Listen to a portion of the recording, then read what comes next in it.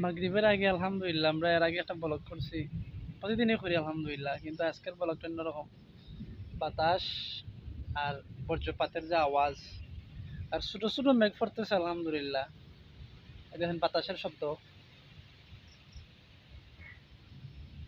আলহামদুলিল্লাহ সারাদিনের ক্লান্তি 10 মিনিটের বাতাস, 10 মিনিটের 5 মিনিটের বাতাসে সব শেষ।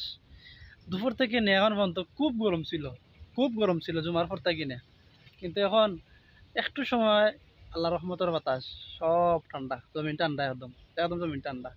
ছোটো ছোটো মেঘ পড়ে, বৃষ্টি পড়ে আলহামদুলিল্লাহ। আর বজ্রপাতও ওর আলহামদুলিল্লাহ। আল্লাহর নিয়ামত বৃষ্টি।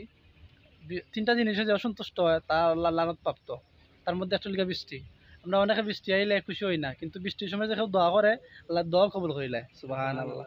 বৃষ্টি তো আল্লাহর পক্ষ হইতে রহমত, আর বাতাস তো আল্লাহর পক্ষ হইতে সেরা অক্সিজেন, এর চাইতে বড় রহমত আর হইতে পারে না। আলহামদুলিল্লাহ।